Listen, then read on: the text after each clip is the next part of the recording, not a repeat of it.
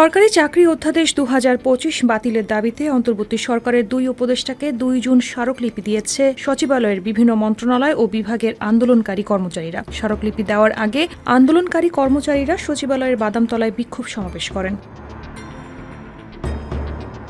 এই সমাবেশে আন্দোলনকারী কর্মচারীদের সংগঠন বাংলাদেশ সচিবালয় কর্মকর্তা কর্মচারী ঐক্য ফোরামের নেতারা বলেন, অধ্যাদেশটি বাতিলের ব্যবস্থা না করা হলে পবিত্র ঈদুল আজহার পর তারা কঠোর আন্দোলনে যাবেন। কঠোর আন্দোলনে যাওয়ার জন্য তারা সচিবালয় ছাড়াও সারা দেশের সরকারি কর্মচারীদের প্রস্তুত হওয়ার আহ্বান জানান।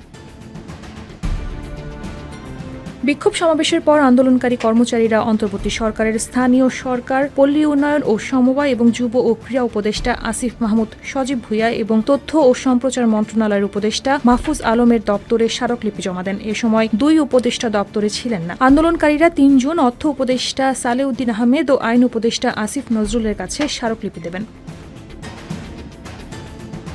বিক্ষোভ সমাবেশে ঐক্য ফোরামের কো-চেয়ারম্যান বদিউল কবির বলেন, শুধু সচিবালয় নয়, সারা দেশের সব সরকারি দপ্তর, সংস্থা ও পরিষেবা দানকারী প্রতিষ্ঠানে কর্মচারীরা ক্ষোভে ফুঁসছেন। তারা এই কালো আইনকে ধিক্কার জানাচ্ছেন। এই নিবর্তনমূলক আইন প্রত্যাহার না করা পর্যন্ত তারা মাঠে থাকবেন।